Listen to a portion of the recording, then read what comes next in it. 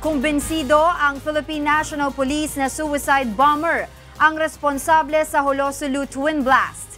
Ito ay batay sa mga nakalap na ebidensya ng mga pulis sa blast site. Ito ang balita ni Lea Ilagan. Naniniwala na ang Philippine National Police na suicide bomber ang responsable sa pagpapasabog sa katedral sa Jolo-Sulu noong linggo. Ayon kay PNP spokesperson, Police Senior Superintendent Bernard Banat, ito ay base sa nakalap na ebidensya ng PNP. Una aniya ay walang crater sa blast sites na imposibleng mangyari kung inilapag sa lupa ang bomba. Nangangahulugan aniya na nakaangat sa lupa ang bomba nang ito ay sumabog. Pangalawa ay ang pirapirasong bahagi ng katawan na natagpuan sa blast site na walang umaakong kamag-anak. Sa ngayon, na-interview na ang lahat ng mga pamilya ng mga namatay at lahat sila ay nagsasabi na ang kanilang mahal sa buhay na naging biktima na namatay ay wala namang nawawalan na parte ng katawan ng kanilang mahal sa buhay. Kaya ang katanungan ay kanino nanggaling ang mga body parts na ito. Sa kasalukuyan, wala namang lumalapit at nagsasabi na sila'y namatayan or nawawalan ng kamag-anak. Gayunman, sinabi ni Banak na nais pa rin nilang hintayin ang resulta ng DNA testing sa bahagi ng katawan ng hinihinalang bomber. Ang lahat ng mga ebidensyang nakalap at mga testimonya na naibigay na ay patungo na sa na atin nang nalalaman na posibleng may suicide bombing na naganap. At ang lahat ng ito ay hintayin lang natin na makumpirma paglabas ng DNA testing na ginagawa ngayon. Yung mga nakuha ng mga iba't ibang body parts ay kailangan nating pagtugma-tugmain kung doon nga ba nanggaling sa iisang tao o dalawang tao. At kailangan na nating malaman kung ito nga ay galing sa isang babae at sa isang lalaki. Noong linggo, 2 pagsabog ang naganap sa Cathedral sa Jolo-Sulu na ikinamatay ng 22 at ikinasugat ng 76 na iba pa. Lea Ilagan, UNTV, News and Rescue, Campo Crame. Prioridad ng AFP Western Mindanao ang pagtugi sa mga sospek sa 2 magkasunod na pagsabog sa Jolo-Sulu kaysa pag-alam kung suicide bomber nga ba ang responsable sa pambobomba. Mula sa Zamboanga City, nasa linya ng telepono si Dante Amento para sa detalye ng balita. Dante, go ahead. Yes, Angela, magandang hapon. Hindi prioridad ng AFP Western Mindanao Command ang pagtukoy kung suicide bomber ang may kagagawan sa Jolo Twin Blast. Sa halip ay mas pinagtutuunan ngayon ng pansin ng militar ang paghabol sa grupong responsable sa pambobomba. Subalit, mismong si Pangulong Duterte ay nagsabi na suicide bomber ang suspect sa Jolo Twin Blast. Pero ayon sa AFP Western Mindanao Command, mas nakatuon sila sa pagtugi sa mga salarin para mapanagot sa karahasan na kanilang ginawa. The reality is, it's a terrorist attack and it's a mass murder and there's so many casualties. And what can we achieve in the first place if we will be focusing on determining whether it's a suicide attack or not? Our focus now is for the manhunt of the perpetrators, particularly the Abu Sayyaf group. So ang Westmencom kung mga dayuhan ang responsable gaya ng lumutang na ulat na mag-asawang Yemeni ang responsable sa pambobomba. We do not have any basis about that. Probably there are information reaching higher headquarters, but I'm not privy to it, so I have no authority. Nagdanga sa datahang lakas na natiling ang ASG subgroup na adyang-adyang ang kanilang pangunahing suspect. Ipinapaubayan na ng ASP ang pag-imbestiga sa pagkakakilanlan ng mga suspect sa PNP at NBI. Sa kanilang panig, tuloy ang kanilang all-out offensive laban sa bandidong grupo. Samantala, Angela, kanina ay nakausap natin si dating Governor Sakurtan ng Sulu. Mas naniniwala o kumbinsido siya ngayon na suicide bomber ang may pakana nga sa nangyari sa Sulu, sang-ayon na rin sa sinabi ng Pangulo. Angela? Maraming salamat sa iyo, Dante Amento, live sa Zamboanga City. Itinuturang responsable sa pambobomba sa Hulo Sulu ang Ajang-Ajang Group ng Abu Sayyaf. Ayon sa militar, ang mga miyembro ng Ajang-Ajang Group ay anak ng mga dating miyembro ng Abu Sayyaf na nasawi sa pakikipaglaban sa tropa ng pamahalaan. Mula sa Quezon City, ito ang balita ni Lea Ilagan, live. Yes, Lea, go ahead. Magandang hapon sa iyo, Angela. Itinuturing nga na primary suspect sa Hulo Sulu Twin Blast si alias Kama. Ang itinuturing namang leader ng grupong Ajang-Ajang na subgroup naman ng bandidong Abu Sayyaf. Taong 2014 nang lumutang ang pangalan ng grupong Ajang-Ajang sa ilalim ng paksyon ni Abu Sayyaf leader Hatib Hajan sa Wadyaan.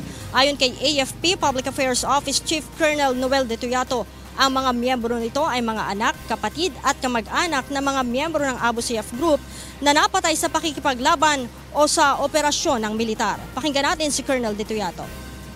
On how they were formed, nagkaroon lang sila ng common siguro na thing between them. Kaya sila nagkaroon ng informal na organization, and then nakita na sila ng ASG na potential na magamit nila. Kaya naging subgroup sila ng ASG. Ayon pa kay De Tuyato, nasa 14 hanggang 6 na po ang miyembro ng Ajang-Ajang Group na nakabase sa Hulo Sulu at nagsasagawa ng kidnapping at extortion activities. Spotter din ang mga ito ng grupong Abu Sayyaf kung sino ang maaaring dukutin at ipinapasa sa Abu Sayyaf Group na nasa bundok. Sa ganitong paraan aniya, kumikita ang mga ito at sa perang tinatanggap sa grupo naman ni Sawadyaan. Itong mga batang ito, ang modus operandi nila is yung mga silang taga-deliver na extortion ng mga sulat. So, nagdi-deal sila ng drugs, and then spotter kung sino yung mga potential na pwedeng kunin na gawing kidnap victim. Si Sawadyaan ang Abu Sayyaf leader na nagpahayag ng suporta sa ISIS group noon. Si alias Kama ang tumatayong leader ngayon ng Ajang-Ajang Group. Siya ay kapatid ni Abu Sayyaf sub-leader Suraka Ingog na napatay sa military operation noong 1 taon. Tuloy naman ang ginagawang pagtugis ng militar sa grupo ni Kama sa Patikul Sulu. Noong Martes nga ng hapon, sa raid sa bahay ni Kama sa barangay Lati, Patikul Sulu, napatay ang isa pang kapatid nito na si Omal Usop matapos manlaban sa militar. Hanggang ngayon, Angela, ay nagpapatuloy pa rin ang ginagawang pagtugis ng militar dyan sa Patikul Sulu sa grupo ni Kama at sa iba pang involved dyan sa sinasabing pagpapasabog sa Hulo Sulu. Angel? Maraming salamat sa iyo, Lea Ilaga. Matapos ang 2 insidente ng pagsabog sa Hulo Sulu at Zamboanga City, may mga nangangamba sa posibilidad na mangyari rin ito sa Metro Manila. Gaano ba kahanda ang Metro Manila sa banta ng terorismo? Ito ang balita ni Joanna. Hindi may aalis sa mga residente sa Metro Manila ang mangamba sa posibleng pag-atake ng mga teroristang grupo, lalo't dito naninirahan ang bulto ng mga Pilipino. Naririto ang sentro ng kalakalan at mga naglalakihang establishmento. Bagaman walang namomonitor na banta ng terorismo ang Philippine National Police dito sa Metro Manila. Naka-heightened alert ngayon ng PNP matapos ang 2 insidente ng pagsabog sa Hulo Sulu at Zamboanga City. Pero ano-anong mga ahensya ng pamahalaan ang dapat na nakatutok sa pagsawata sa anumang banta ng terorismo o agad na re-responde sakaling may mangyaring terrorist attack sa Metro Manila? Sa Estados Unidos, binuo ang Joint Terrorism Task Force noong 1908. Ito ay binubuo ng iba't ibang sangay ng gobyerno gaya ng Federal Bureau of Investigation o FBI, U.S. Secret Service, U.S. Marshals Service, Bureau of Alcohol and Tobacco, Firearms and Explosives, U.S. Army and Naval Criminal Investigative Science at marami pang iba. Dito sa Metro Manila, ang National Capital Region Police ang pangunahing ahensya na may mandato sa pagpapanatili ng peace and order sa rehiyon. Ayon kay NCRPO Chief Guillermo Eliazar, handa ang kanilang hanay na rumisponde sakaling umatake ang mga terorista dito sa Kalakhang, Maynila. Subalit hindi umano nila ito kakayanig mag-isa at kakailanganin pa rin ang ayuda ng iba pang ahensya ng pamahalaan. Hindi lang naman ang ating kapulisan o NCRPO ang nakatutok dito. All other instrumentalities ng ating pamahalaan ay may kanya-kanyang role just in case na magkaroon ng problema. May mga protocols na dapat sundin. Ang sa atin naman kasi, kami bali is security and police assistance. We have other emergency teams and units coming from other agencies of the government.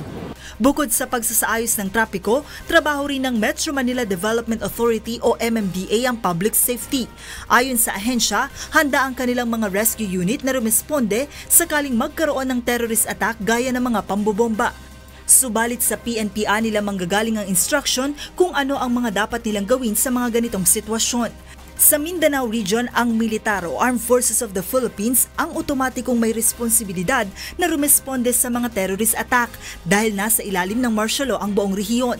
Bagaman hindi isinasantabi ng Malacanang ang posibilidad ng mga pag-atake, sa ngayon ay wala pang binubuong counter-terrorism task force ang pamahalaan na kagaya ng sa ibang mga bansa. Sa ngayon, tiwala ang palasyo na hindi lalaganap ang terorismo sa ibang bahagi ng bansa at di kinakailangang palawigin ang martial law sa Mindanao hanggang sa Metro Manila sa kabila ng mga insidente ng pagpapasabog sa Sulu at Zamboanga. There's no spillover. It's still there. The government will respond to whatever succeeding events that may happen. At the moment, but we're ready for any eventuality in that area. We would like to assure the general public that they can go about their normal activity life. Our country is still a safe haven. John Nano, UNTV News and Rescue, Quezon City. Nagdulot ng takot sa mga pasahero at tendero sa Nasipit Port ang naiwang maleta sa pantalan.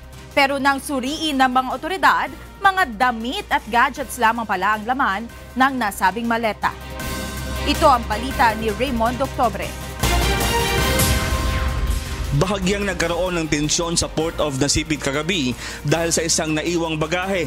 Isang itim na maleta ang napansin ng Maritime Police sa labas ng ticketing booth. Dahil nasa 8 oras na itong nakatenga sa lugar, nagpasya na silang tumawag ng mga miyembro ng Explosive and Ordnance Division upang suriin ang bagahe. Agad sinecure ang lugar. Nang matiyak na cleared na ito, nagpasya na silang pasabugin ang maleta.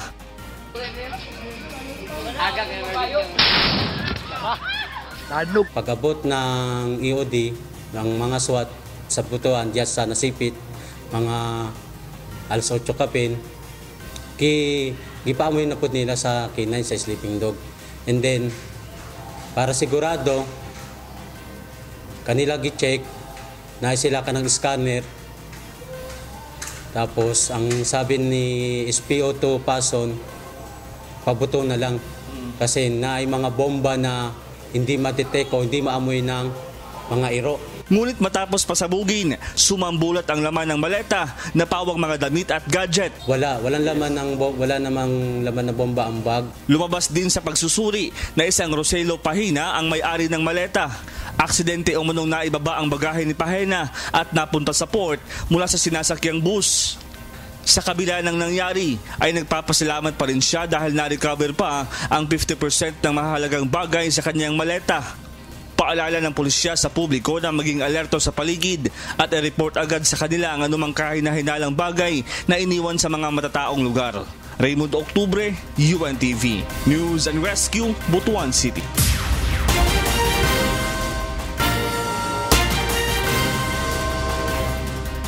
Binasahan na ng sakdal si Senator Laila De Lima sa isa pang kaso na may kaugnayan sa kalakalan ng ilegal na droga. Mismong si dating Pangulong Benigno Aquino III naman ang isa sa mga testigong ihaharap ng depensa. Ito ang balita ni May Bermudez.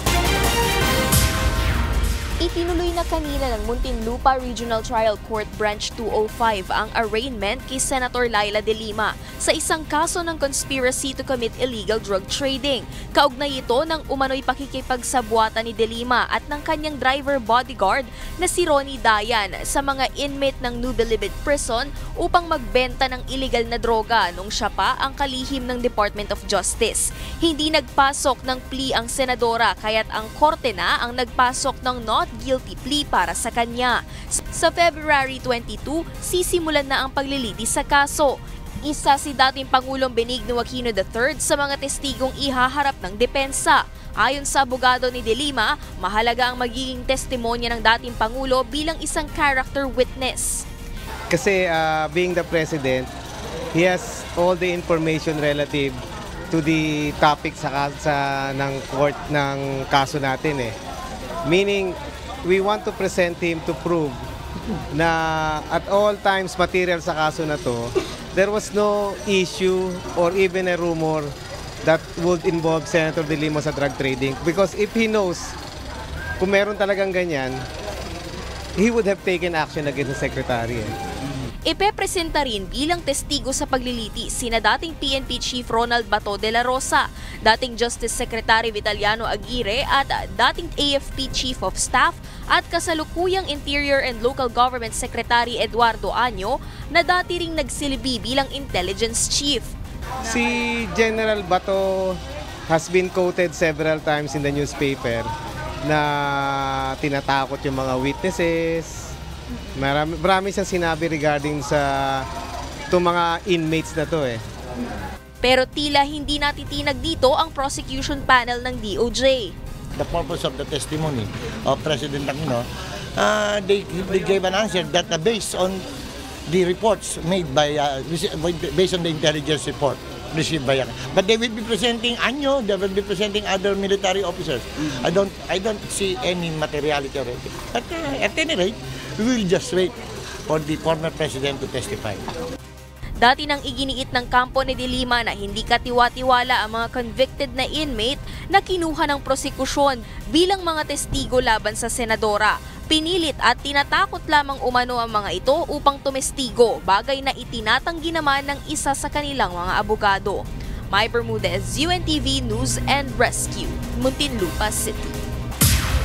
Hindi na itutuloy ni dating presidential spokesperson Harry Roque ang kandidatura sa pagkasenador. Ayon kay Roque, kamakailan ay sumailalim siya sa operasyon sa puso at hindi kakayanin ng kanyang katawan na ituloy ang pagtakbo sa halalan. Nagpasalamat ito sa lahat ng mga sumusuporta sa kanya. Umaasa naman ito na muling makakabalik sa serbisyo publiko bilang isang mambabatas o sa anumang kapasidad. Tiniyak naman ito ang patuloy niyang pagsuporta sa Pangulo at sa administrasyon.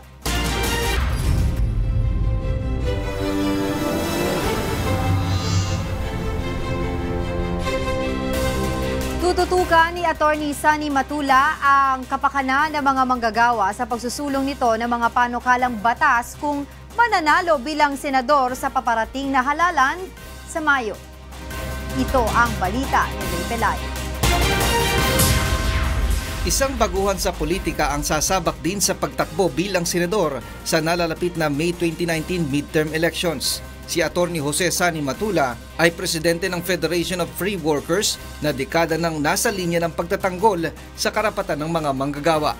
Sinabi nito sa programang Get It Straight with Daniel Razon na kailangang magkaroon ng boses ang mga manggagawa sa Senado na mula mismo sa kanilang hanay. Pangunahin itong isusulong ang pagkakaroon ng national minimum wage at pagbuwag sa kontraktualisasyon. Kung may maganda at disente ang trabaho ng mga manggagawa, ay maganda yan sa ekonomiya ng Pilipinas. At kung maganda ang ekonomiya ng Pilipinas, ay mag-create yan ng maraming trabaho. Sa kabilaan niya ng may batas na umiiral laban sa labor-only contracting practice ay hindi pa rin masugpo ang kontraktualisasyon dahil sa mababa ang parusa. Halimbawa, kung mayroon kang 1,000 labor-only contracting, i-impose sa'yo is 1,000 pesos, ibig sabihin ang penalty, 1 peso per worker. Tutol si Matula na ibalik ang parusang bitay sa bansa dahil dapat anyang mabigyan ng pagkakataon ang mga nagkakasala na magbago. Pabor naman ito sa war on drugs ng pamahalaan, subalit hindi anya sa mga napapatay ng walang sapat na dahilan. Suportado din ito ang paglipat ng bansa sa federalismo, subalit hindi anya sa bersyong isinusulong ngayon sa Kongreso. Yan, kasi tinanggal sa konstitusyon yung karapatan ng mga manggagawa para mag-participate sa decision making. Yung living wage na provision ay nawala. Tapos yung anti-dynasty provision, nawala. Naniniwala din si Matula na dapat ay mas pagtuunan ng pansin ang agrikultura upang mapataas ang antas ng buhay ng mga magsasaka. Pabor din ito sa pagdedeklara ng martial law sa Mindanao dahil umiiral pa rin naman anya ang karapatan ng publiko kahit na ipinatutupad ito. Ray Pilayo, UNTV News and Rescue, Quezon City. Nananawagan sa Korte Suprema ang isang nadiskwalipika na party list group na baligtarin ang desisyon ng Commission on Elections upang makasali sila sa darating na halalan. Ito ang balita ni Aiko Miguel. Muling nagtungo sa Korte Suprema ang mga miyembro ng Manggagawa Party List upang manawagan na baliktarin ang desisyon ng Commission on Elections. Diniskwalipika ng COMELEC ang grupo dahil hindi sila nakatupad sa hinihinging requirements. Umapela na sila sa Korte Suprema at iginiit na hindi makatarungan ang pagkakadiskwalipika sa kanila dahil lamang hindi na ilagay sa kanilang dokumento na hindi sila kumukuha ng pondo sa gobyerno. Mula naman inong isinilang pa ang aming mga organisasyon ay malinaw pa sa sikat ng araw na hindi kami funded ng gobyerno. We get our funds from our direct members through our union dues.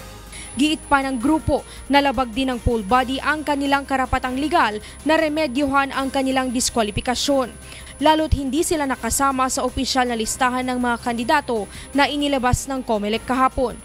Dala po namin ang bigat ng 4 na mayor na sektor at sa tingin namin napakalabnaw, mababaw ang naging basis ng COMELEC na i-disqualify kami sa accreditation sa darating na electoral exercises. Umaasa ang grupo na agarang aaksyonan ng korte ang kanilang apela upang makasali pa rin sila sa parating na halalan. Ayon naman sa COMELEC, isasama lamang nila sa balota ang Manggagawa Party List kung babaliktarin ng korte ang kanilang desisyon. The thing is we need to move forward with the process of printing. Hindi naman natin pwedeng i-delay indefinitely yung ating proseso for this, and we are already pushing the limits of the time that we've allotted for this. Sa darating na Huwebes, sisimulan na ng COMELEC ang pag-iimprenta ng mga balotang gagamitin sa parating na halalan. Aiko Miguel, UNTV News and Rescue, Manila. Kulang ang pondo ng Commission on Elections o COMELEC para mabayaran ang honorarium ng mga magsisilbi sa parating na halalan sa Mayo. Mula sa Maynila, ito ang balita ni Aiko Miguel, live. Aiko? Yes, Monica, magandang hapon. Hindi nasasapat ang pondo ng Commission on Elections para sa honorarya ng mga gurong magsisilbi sa May 2019 national at local elections. Panawagan ng COMELEC sa Kongreso, dagdagan ang kanilang pondo para sa nalalapit na halalan. Ayon sa COMELEC Finance Services Department, Monica, 3.2 billion pesos ang kailangan para sa kompensasyon ng mga guro na voluntaryong magsisilbi bilang Board of Election Inspectors sa parating na halalan. Pero 1.9 billion pesos lamang ang hawak na pondo ng komisyon para dito. Ayon kay COMELEC spokesperson James Jimenez, lalabag sa Election Service Reform Act o ESRA kung hindi man lang mabibigyan ng tamang honorarya ang mga guro. Ang problema talaga natin is that election service is not simple. It is not easy. And the teachers deserve to be recompensed for it. So yun ang concern natin. Kawawa naman yung mga guro natin na maghihirap para magtrabaho tapos hindi naman pala sila mababayaran. I don't want to speculate on how teachers will react if we tell them that you're going to have to work without pay. Monica, 6,000 pesos ang dapat matanggap ng chairperson ng Electoral Board at tig 5,000 pesos naman ang bawat miyembro nito. 4,000 pesos naman para sa Department of Education Supervisor Official o DESO, habang 2,000 pesos ang makukuha ng bawat support staff. Makakatanggap din bawat isa ng 1,000 pesos na travel allowance. Sa datos ng COMELEC, Monica, inaasahang aabot sa 262,500 na guro ang magsisilbi sa darating na halalan. Monica, umaapela ngayon ang Commission on Elections sa mga mambabatas na mabigyan ng tama at sapat na honorarya ang mga guro na magsisilbi nga sa darating na May 13, 2019 national at local elections. Yan muna ang latest live. Balik sa iyo, Monica. Maraming salamat, Aiko Miguel. Hindi na maaaring agad-agad makikita ng publiko ang Statement of Assets, Liabilities and Net Worth o SALN ng mga kongresista. Kasunod ito ng bagong panuntunan na inilabas ng mababang kapulungan ng Kongreso kaugnay ng paglalabas ng SALN ng mga miyembro ng Kamara. Ito ang balita ni Grace Casid. Hindi na basta-basta maa-access ng publiko ang Statement of Assets, Liabilities and Net Worth o SALN ng isang kongresista. Kung sa dating sistema, kusang inilalabas ng House of Representatives ang summary report ng SALN ng mga kongresista sa kanilang official website, ngayon hindi na. Base sa House Resolution 2467 na inadapt ng Kamara, kailangan munang aprubahan sa plenaryo bago isapubliko ang kanilang SALN. Layo ng hakbang na maprotektahan ang seguridad ng mga mambabatas at ng kanilang pamilya dahil nakasaad umano sa SALN ang mga importanteng impormasyon ng isang individual.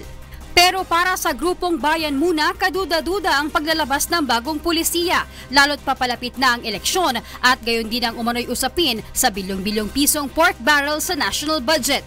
Labag din umano ito sa Freedom of Information. Base sa Section 8.4 ng Republic Act 6713, lahat ng pahayag sa SALN ay dapat makuha ng publiko.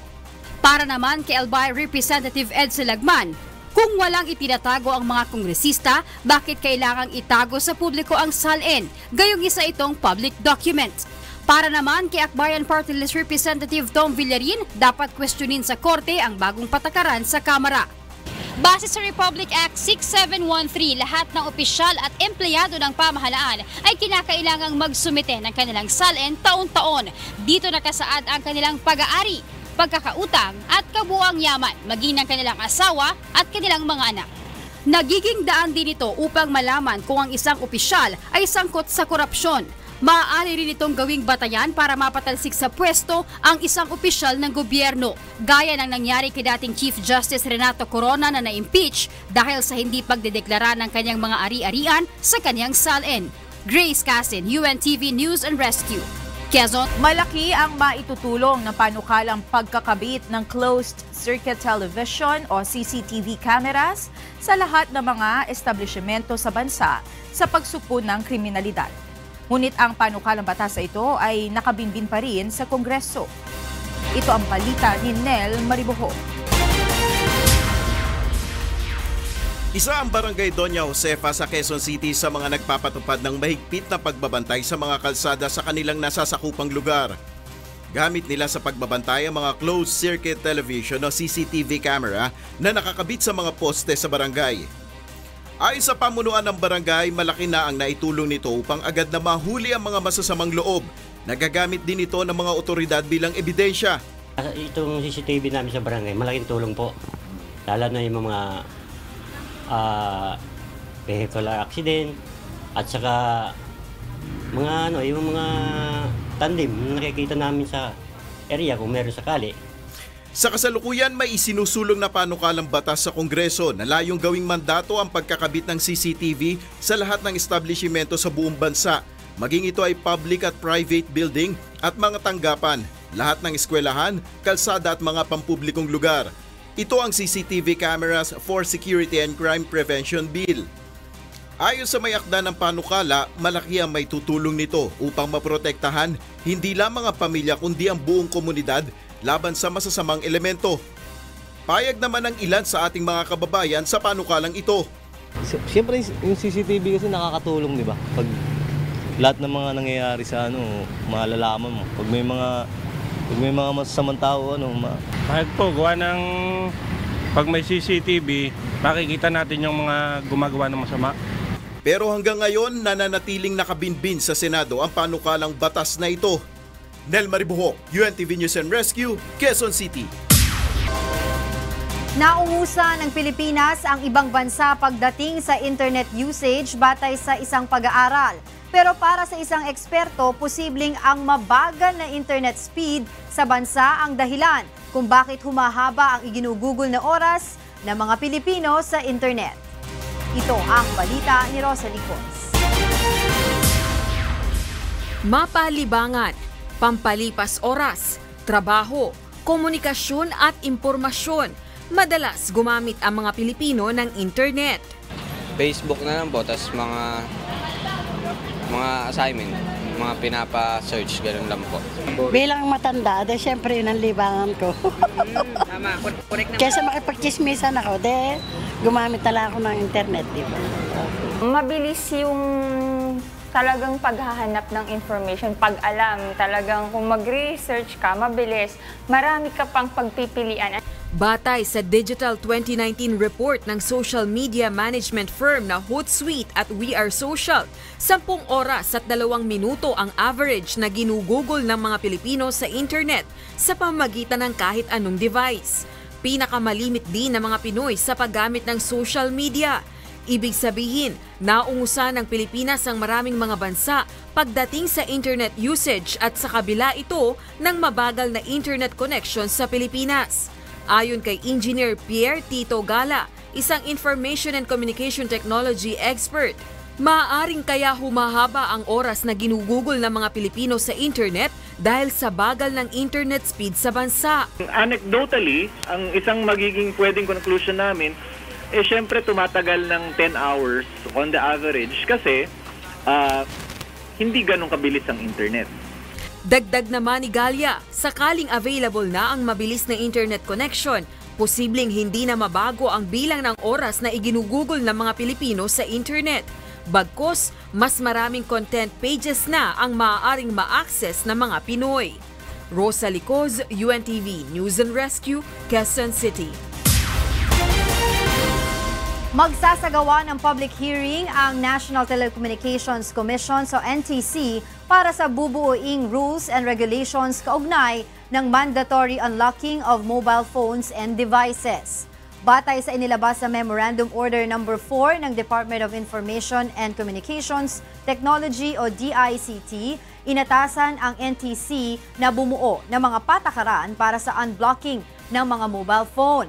Sa isang memorandum circular naman ng NTC, inuobliga ang mga public telecommunication companies na ihayag ang mga polisiya nito ukol sa pag-unlock ng mga mobile phone. Dapat din nilang ipaalam sa mga customers kung ang isang device ay pwede nang i-unlock. Sa February 8, 2019, nakatakda ang public hearing sa NTC building sa Quezon City. 9 na paliparan sa bansa ang binigyan ng on-time star ratings ng isang air travel intelligence company na nakabase sa United Kingdom. Batay sa 2017 to 2018 Official Aviation Guide o OAG, kabilang sa mga ginawaran ng on-time performance o OTP star ratings ang Clark International Airport na nakakuha ng 2-star rating at ang Ninoy Aquino International Airport na nakakuha naman ng 1-star rating. Maging ang airport sa Iloilo, Bacolod, Cagayan de Oro, Davao, Cebu, Tacloban at Puerto Princesa ay ginawaran din ng 1-star rating. Nakukuha ng mga airline at airport ang OTP star rating kapag naabot nito ang minimum na 600 operations sa isang buwan o katumbas ng 2.5 million departed seats at natatanggap ng OAG ang flight status information ng mahigit 80% ng scheduled flights sa loob ng 12 buwan. 6,000 pamilya ng mga informal settlers sa Maynila ang kailangang ilikas kaugnay ng rehabilitasyon ng Manila Bay. Pinamamadali naman ng pamahalaang lungsod sa national government ang paglalabas ng pondo para sa rehabilitasyon ng mga ito. Mula sa Maynila, ito ang balita ni JL Asayo, live. Yes, JL, go ahead. Angela, magandang hapon. Dahil nga sa kampanya ng national government na kailangang linisin ang Manila Bay, ay kinakailangan din tanggalin ang mga informal settlers na nakatira sa estero at iba pang parte ng baybayin ng Manila Bay. Ito naman ay ayon naman sa datos ng City Government ng Manila, nasa 6,000 na informal settlers ang kinakailangan nilang ma-relocate at 800 na pamilya naman dito ay nakatira naman sa Estero de Betas, Tondo. Isa na dito ang pamilya ni Mang Yolando Lagremas na mahigit 35 taong gulang nang naninirahan sa gilid ng tulay sa Estero de Betas. May isang anak at 4 na apo si Mang Yolando. Makikita pa sa paligid ng lugar ang ilang itinayong bahay sa ilalim at gilid ng tulay. Nandyan din ang mga tambak at samot-saring basura at dumi at hindi kaaya-ayang amoy. Ang mga ito ay kinakailangan o kinalaunan ay mapupunta rin sa iba pang baybayin ng Maynila. Kung dumating sila na yun, alisin kami rito, susunod naman po kami. Wala naman po kami, hindi man tututol po Dahil yun ang kailangan Basta ilagay lang kami sa maayos. Huwag lang kaming tanggalin na para kaming aso nga itaboy lang. Sa pulong ng Metro Manila Council kahapon, nagpahayag ng kanilang suporta ang National Capital Region mayors sa in-city o Provincial Resettlement ng Informal Settlers o mga ISFs sa tulong ng National Housing Authority at Department of Interior and Local Government. Nasa 190 kilometers ng coastline at 1.7 hektarya na lupa ang tinatarget na ma-rehabilitate at malinis sa Manila Bay. Ito rin ang area na pinagkukunan ng negosyo at kabuhayan mula sa industriya ng shipping at fishing at sinasabing pinanggagalingan naman ng halos kalahati ng gross domestic product ng Pilipinas. Paliwanag ng lokal na pamahalaan ng Maynila, matagal na nilang nasimulan ang proseso sa pagre-relocate ng mga informal settlers dito. Bago pa umano nasimulan ang kampanya para sa rehabilitasyon ng Manila Bay, ay may nai-relocate ng mga daang-daang pamilya sa Bulacan ng Urban Settlement Office ng Maynila mula naman ito sa Estero de Betas. Has done the necessary social prep. The relocation was explained to them, and we have promised assistance to the relocatees, to the receiving LGU by way of medical services. Umaasa naman ang lokal na pamahalaan ng Maynila na sana ay mapabilis pa ang proseso ng pinagdadaanan sa national government para agad ding ma-relocate ang mga taong nasa estero na target ding malinis ng DENR. Angela, ipapakita ko lang muna ngayon sa inyo ang latest eksena dito sa Manila Bay. Makikita nyo na maraming tao. Hindi ito tulad ng usual na nakikita natin dahil sa araw-araw na dinadaanan natin ng Manila Bay, walang ganitong karaming tao. Pero dahil nga malinis na ito, yung iba dito nagsiselfie pa, yung iba dito talagang nakatayo lang at hinihintay yung sunset. At tanungin natin yung isa sa mga kanina pa nandito, no? Ma'am, tayo po tayo. Ma'am, ano pong pangalan nila?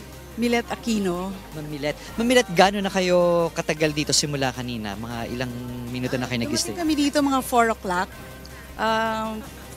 Medyo makulimlim ng konti pero lumabas na yung araw later on. Tapos we waited kasi gusto naming ma-experience ang sunset ng Manila Bay. Ma'am, ano ang masasabi nyo na kumpara dati puro basura ang tambak dito ngayon pero nauupuan nyo na, nai-standbyan nyo na? Actually, siguro yung mga feeling nung nandito ngayon, katulad namin, kaming pamilya, paisa kami ng feeling. Ang saya-saya namin for the last 3 decades, hindi namin nakikita ang ganitong Manila Bay. At meron pala ditong beach, no? So we're very happy. Actually, nagsiselfie-selfie kami dito. Emotional ako, I'm sorry. No? But I would like to thank the President, actually.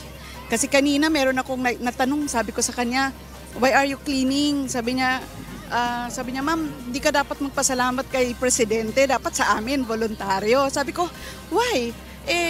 Bakit for the last 3 decades, hindi ka naman nagboluntaryo dito?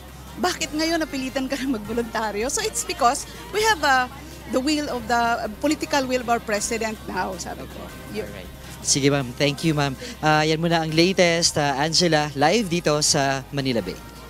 JL, tanong ko lang doon sa iyong balita tungkol doon sa mga i-relocate na mga residente dyan sa tabi ng nakatira dyan sa gilid ng Manila Bay. Ay alam na ba o nabanggit na ba sa inyo kung saan ang planong eksaktong lugar na paglilipatan nitong mga residente? Angela, wala silang nabanggit na eksaktong lugar dahil ang sinabi nila sa atin kanina ay nasa proseso pa ng pagre-relocate yung mga itong mga informal settlers ito. Pero nabanggit na tinatarget nila yung lugar ng Naik, Cavite. So matatagalan pa, kaya naman umaasa ang lokal na pamahalaan ng Maynila na sana mapabilis pa yung proseso para naman ma-relocate na sila at tuloy-tuloy na yung rehabilitation na ginagawa dito sa Manila Bay. Angela. Patungkol pa rin sa mga residente ang aking pangalawang katanungan. JL, ano ba ang kinapapalooban nitong rehabilitation or relocation program para dito sa mga residente? Kasama rin ba dito ang livelihood program? Dahil for the longest time dun sa inyong balita, halos 35 years na rin nakatira dyan yung isang pamilya na iyong finiture at dyan na rin sila kumukuha ng pangkabuhayan. Ngayon sila ay ililipat na sa ibang lugar. Kasama ba ang livelihood project dito sa relocation ng national government? Tama, Angela, kasama yung mga livelihood programs na dapat isiguraduhin na lilipatan nila. So ngayon, ang kailangan ding ayusin ng lokal na pamahalaan, yung paglilipatan nila ay talagang conducive doon sa kanilang araw-araw na pamumuhay. Merong eskwelahan, merong silang pwedeng negosyong gawin, yung livelihood project nga. At para naman, paglipat nila doon ay talagang maayos yung kanilang lugar, maayos yung kanilang titirahan at hindi na sila aalis o kung saan man sila pupunta at hindi na sila babalik sa pagiging isang informal settler. So lahat ng iyon, Angela, ay inaayos nila, kasama na rin yung mga medical assistance na ibibigay din ng parehong lokal na pamahalaan. Angela. Maraming salamat sa iyo, JL Asayo. Sinemento ng mga tauhan ng Department of Environment and Natural Resources ang daluyan ng tubig ng dalawang pabrika sa Bulacan dahil direkta itong nagtatapon ng maruming tubig sa ilog. Ayon sa DENR, hindi papayagang magbukas ang naturang mga kumpanya kung wala silang maayos na water treatment facility. Ito ang balita ni Nestor Torres.